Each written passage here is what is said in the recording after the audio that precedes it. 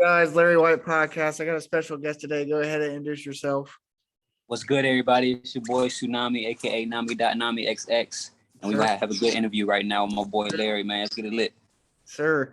So you said you had a big influence on 80s music and stuff like that. What did you learn most from their music? That's a good question. You starting right out with the questions. Yes, 80s music, man, it's I know it sounds so cliche, but it's real music, bro. You know what I'm saying? It's like you really feel the soul that was put into each chord and each drum and everything. You know what I'm saying? Some of the stuff sounds good today. I like samples, but for the most part, I really want to incorporate that 80s vibe, that soul, that vibrance, that energy, that frequency into the music of today. So I want to modernize that type of feel, you know? Right. Cool. What are some things you want to work on in the new year with your music and maybe just being as a person? Well, as a person, I will say first, I want to be able to be a little bit more patient with myself. I try to rush everything, right? But as far as career wise, what I am doing is I'm remastering all my old stuff and putting it back out this year, like a repackaging of everything that I've done that's on every streaming page. And I'm just repackaging it, just giving it the best push I can give it now. It's like I've groomed myself as an artist over the last few years here in Canada.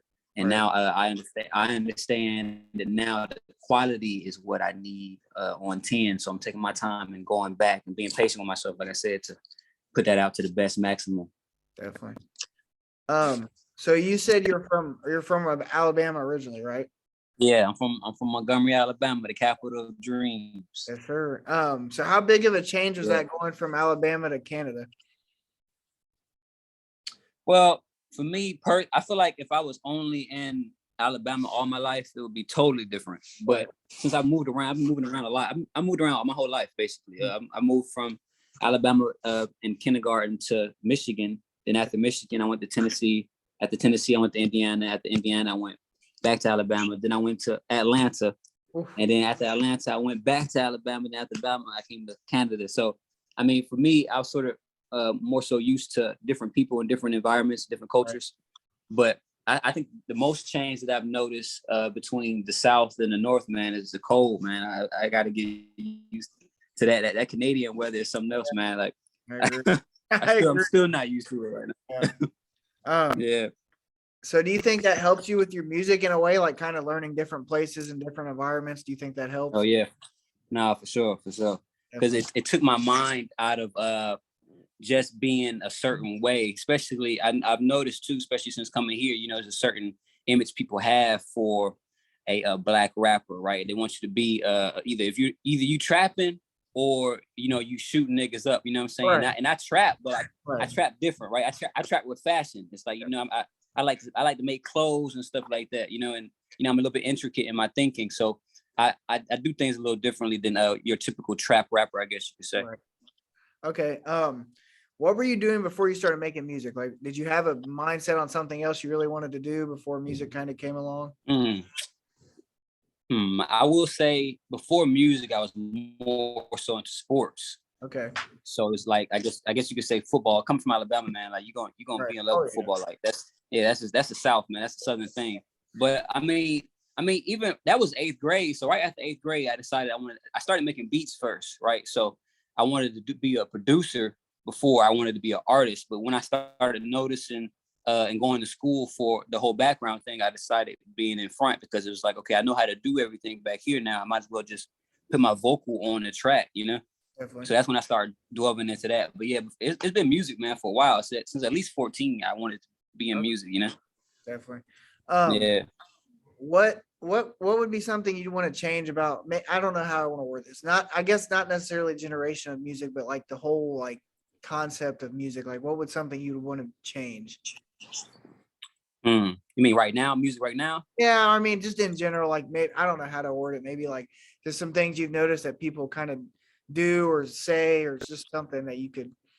Well, I feel like right now is the best time to do it because I mean it's a new decade, right? So I'm trying to get out of the repetitiveness, right, of trap and the hi-hats and everything. I love trap, don't get me wrong, but I want to add a different element to it. That's what I've been trying to focus on lately. Like what can I do to get modern people to still listen to an older sound but make it updated? That makes sense, you know? Like update what we already did but keep it modern, you know? Right. Yeah. Do you think you think the older generation can? What were you saying? Nah, I was just correcting myself. Oh, sorry. Yeah. Do you think the older generation kind of has like a, I don't know, a negative outlook on like today's music? They always had a negative outlook on newer music. Right. That's always been that case. Right. And technically, technically, man, I come from the old school a little bit, man. I'm 30 years old now. See what I'm saying? I'm not necessarily an old head. I wouldn't call myself old head yet, but I understand the young generation of music, and I understand the old generation too. So I feel like I'm in a perfect place right now to sort of blend the two. Yeah. You know what I'm saying? Because Right. yeah, you know what I'm saying? I'm in a perfect place to do it because I can understand why old heads would say, man, this don't sound like nothing, but I can understand at the same time why young heads would say, man, y'all don't understand, you know? Right. So I feel like I'm in place for that combination, you know? Definitely. Yeah. If you could go to an open show for any artist, who would it be? Open the show for any artist? Yeah, go like live performance. Yeah. Yeah, that's a good question. Okay. Now, if it was rap, if I was actually rapping in the show, I'd probably like to open for somebody like Tyler, the Creator would be dope. Okay. Playboy Cardi would be dope to open for him too. Definitely. Now, if we talking if I was DJing, if I was DJing, I like to DJ. Like I would like to open a set for somebody like Tora Imoa. You know, that band is dope. I love them. You know, I'm really into like, I don't know, groovy type shit when I'm DJing, you know? Yep. So, but when we talk about rap, then like Trippie Redd, Tyler, the Creator, Playboy, right. Yeah, you know, them type of cats, yeah. Definitely. What are some of your other hobbies you like to do? I mean, I know you said you played sports when you were growing up. What are some things you like to do besides? Oh man, since I came up here to Canada, I've been biking, inline skating is dope. Okay. Video games, bro. I love gaming, man. I'm a gamer. More of a retro like GameCube, Dreamcast, right. Xbox, PS2 gamer, you know what I'm saying? But I'm trying to get the PS5 whenever they restock on that. They need to hurry up with the PS5s, man. I know, man. Yeah, man. Yeah, I tried to I said I wanted to update to that only, but you know, then they ran out of stock. So yeah. Right. Yeah. How's the music? How do you know many artists out there? I know I don't know if you know a guy named Eli 406. I interviewed him. He's from Vancouver too. I don't know. What's his name again? Eli 406. He's from Vancouver too. Is his last name Burns? I don't know off the top of my head. I know Eli up here. It's kind of funny you said. I don't know if what I'm talking about name was Burns, not Eli Forrest though. Eli Burns, I know. Yeah. It might be him. I don't know. I'll send you his page when we're done. You send me. Okay. Yeah, you send me the page. I'll know. Yeah. But yeah, I work with some rappers up here, man. I know quite a few. Actually, I got plugged into the whole scene from my boy Storm, man. Shout out Storm Gorin.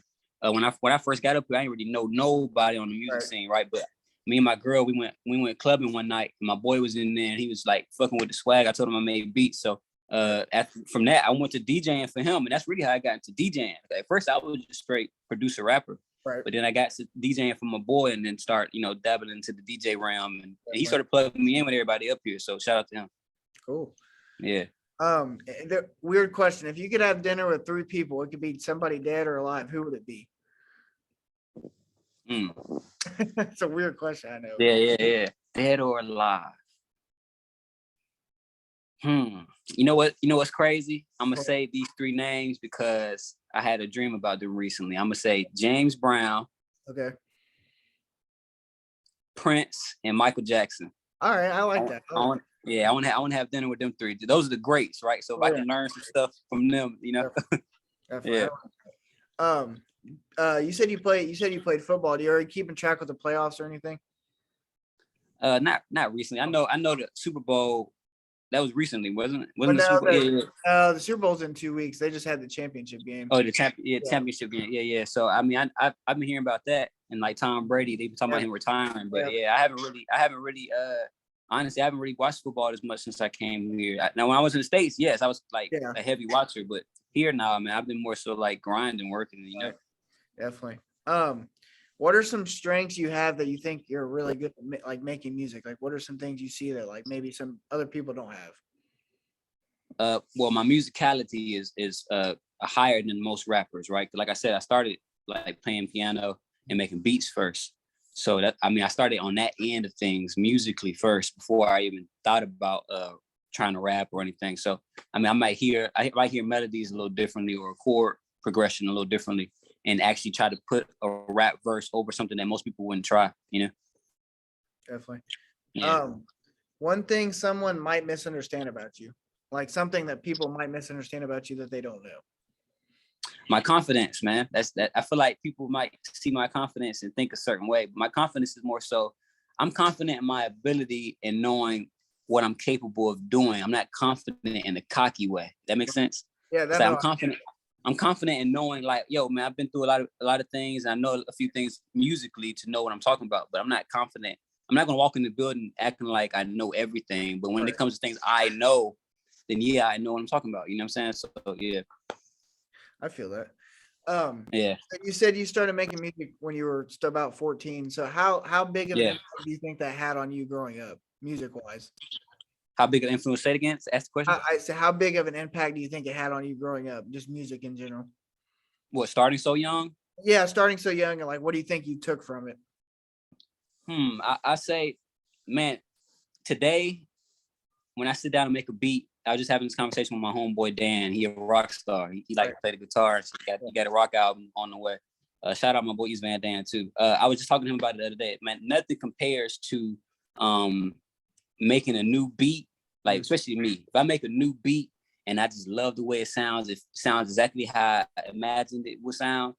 You're not going to see a bigger joy from me than that right there, right? So it could be, I can walk outside and see a Maybach, or I can walk outside and you can give me a Corvette or Lamborghini. I'm being honest. It could be any car, any clothes, anything, right? Nothing's gonna compare to. I'm not gonna jump around the room the same way I do when I make beats, and I love the fact that I've still carried that with me since I was 14. Because when I was 14, like, I was just happy to be able to do it, you know. And I still feel like I still got that childlikeness in me of making music, you know. So that's one thing I feel like I've definitely carried since that age, is the fact that I still have that childlike joy when it comes to a new sound, you know? Right. Yeah. Do you think your family is like not ever like, I guess, questioned your passion for music, but do you think they've ever like tried to do they think they understand your passion for it? Well, now they do, yes, Okay. but Okay. uh, but when I was in my school phase, because I went to Auburn University, right? Have Yeah, you ever yeah, heard of that school? yeah. Cam Newton. I Yep. was there, man. I was there during Cam Newton when he was there. Oh But wow. I transferred schools to Art Institute in Atlanta, and around that time, my parents just thought, like, "Boy, what's Right. wrong with you?" Right? Like, Right, why? right. Right? Because Auburn is like a legendary school Oh in the yeah. South, you know. So I mean, I sort of knew that I knew nothing wrong with Auburn, but I knew I was there for not music, right? I knew I was just there to just live a normal life and just do what your parents told you to do, type thing, right? But when I wanted to transfer, because I knew once I got into school for music, it would only better me and better like my life, right? Because this is something I care about, you know. So yeah, my parents when I was younger definitely didn't really understand, but now I feel like they understand for Okay. sure. Okay. Yeah. If you could go back and to your younger self and tell them something you wish they knew about you now, what would it be? Uh, Tell my younger self something. That they I, knew about you now. Yeah. Like if you wanted to go back and be like, hey, like just so you know, like I'm gonna be like this in the future, like what would it be? I'm gonna be like this. I would just tell myself, well, it depends on the era, right? So Right, right. era wise, I would tell myself, slow down on some of the chicks, right? So that's gonna take you off focus. Now that's what I will say. Like, some of that took me off focus, man. Like, you're in school, you're in college, just whatever, right? Yep. But if I had stuck to music as seriously as I am now, then oh man, I would have been out of here right now, you know? So that's probably one thing I mean, just tell myself is just stay focused, man. Like, you're going to end up getting close to your dreams and making your dreams happen, but you can make it happen sooner if you stay more focused, you know? Yeah. What's your favorite part about making music, and what's your least part? If you could have a least part about making music, what would it be? Favorite and least? Favorite part is beat making. That's always going to be the creative process is always my favorite, right? Right. My least favorite is I don't want to say mixing, but it is mixing, right? Because you can go in a track and mix it like 15 different times, Right. because see, that's the thing, like that's another thing too. Since I got here, like I went to school and learned how to engineer and everything, but it still wouldn't sound the way I wanted it to. So since I got here, I've been working with more engineers and more producers and everything. So it's not just me on my sound. Right. So that's one thing I would say for me personally. If it was just me myself making songs, making beats is the best part, but the engineering is the part that's so tedious, man. You need somebody else to help you on that engineering part, you know? Yep. If you could go back to your past and change something, what would it be? Go back to my past and change something.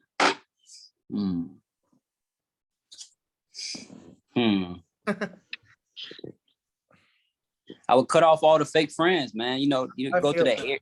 You go through that era of you can't really, especially when you're younger, you can't really tell who's really for you and who's just around, you know? So I'll probably try to get rid of the fake people around me earlier, you know? Because like I said, that sort of takes your distraction, man. You want to go club and party and stuff when you should be doing some stuff that will help your future, you know? So I would probably just do that. Okay. Yeah. What are some people that had a big influence on you? Like, it could be famous people, it could be family wise. Big influence. Well, shout out to my parents, my mom and my dad. Definitely, I learned different things from both of them. My mom's an artist. My dad is he was a businessman, so I learned both of those sides, right? And that's very key to be an artist with the business mental as well, you know. So I would say shout out to them first for that. And then if you want to mean creatively, I mean people like Prince, Pharrell, Leonardo da Vinci. Leonardo da Vinci. I love Leonardo da Vinci for the clear reason that he was more than just one thing, right? And he excelled at everything, right? So I try to idolize that in a way. Like with my fashion, I try to come up with clothing. Like this is my clothing line here. Come on, no dot. I try to come out with like dope fashion as well as dope beats, dope music. I'm trying to come up with I'm trying to get into like the technical side of things too. I'm trying to get into tech a little bit. So I want to like sort of branch off into everything like Da Vinci, in a way. Yeah. Speaking on your clothing line, where do you want to see it go in the future? Like, what are your goals for it? Oh man, that's right now. We working on the collection right now. So before I remaster everything that I have on Spotify, we're dropping the new collection. This is the actual official street couture collection that we working on right now. It's called Kimono Dot. Everybody check it out.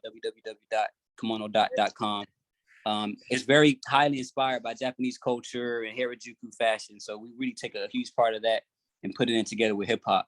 But yeah, in the future, I would like to see, man, some stores, man. I'd like to open up the first store maybe in Tokyo. That would be really, really dope to have a store of Kimono Dot there, So you said Tokyo. What would be one place you'd want to travel to if you had the choice or option to?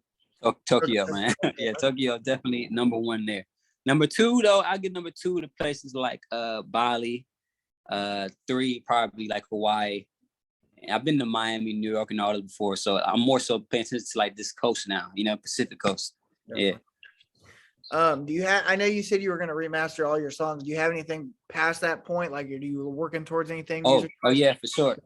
So that's the thing. Like, I got the people around me now and the engineers around me now to just soup everything up, right? So I'm going back into my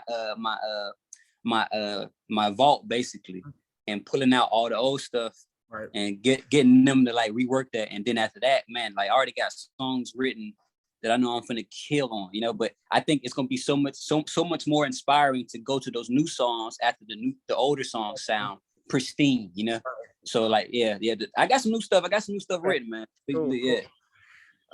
So when you have writer's block, how do you deal with it? Like, what's your best way of like trying to get out of it? Or one thing I'll say, and I'm surprised I'm not this right now. I'm not saying I'm a drunk or anything, but I like to drink, man. I drink heavy when it comes to especially when it comes to recording, man. I feel like I always felt like, man, when you're making a song, it's supposed to be a good, unless it's like a heartfelt song, right? Like you really feeling emotion towards something. But for the most part, if it's a song I'm creating, man, I feel like it should be like, you know how you get around the bonfire and they bring the guitar out and everybody's drinking. And Yep. I feel the same way. It's just Okay. hip hop. It's like I feel like that with hip hop and pop. It's like I'm about to record a song. Right. Me and my girl gonna be in there drinking. We're gonna have fun, and then I start writing, man. That's how the song comes about, you know. Oh yeah. All right. Yeah. So I got a 2-part question. First question: what's your best advice on people trying to reach a goal or a dream? Like, what's the best advice you can give? The best advice of what? Say it again. People trying to reach a goal or a dream, like just anything in life. Really, really, really intense focus. And it's crazy, man. You know, when I grew up, was growing up, I would always say, like, why do people always say these things? Like, the things people say seem so cliche. Like, okay, we know you're supposed to focus. You know, we know you're supposed to work hard, ethic, and all that. But if people don't understand the word focus, you really, really have to zone in on what it is that you want to do, right? So even if you're not doing it per se, you should be researching about it. You should be, you should be learning, watching other people do it, because those things make you better. You might take something from that make you better. You know what I'm saying? So if you really want something out of life, you really don't have time to be lazy towards it, you know, because there's something you can learn each day about it, you know? So yeah, it's just focus. It's really hard focused, like stay focused, you know? Next part of the question: how would you tell people how to handle criticism? Oh man. I know. Criticism. Well, I say take it with a grain of salt, right? So you don't want to necessarily care about what everybody's saying too much, you know, but at the same time, it might be some truth in what somebody is saying, right? So, and now don't get me wrong, if it's just bullshit and somebody's just coming down at you because whatever, then just throw that out the window, man. Who cares about that? That's nothing. Like they're probably just mad because they can't do what you're doing, right? But if it's actually like actual professional criticism, then you should take it like with a grain of salt, man. Learn from it, you know? Yeah. Okay. So stage is yours. You can shout out whoever you want to shout out, promote your music, whatever you want to. All the people. All right, bet. You guys check out TSNMI, man. Nami.NamiXX. I'm streaming on all platforms.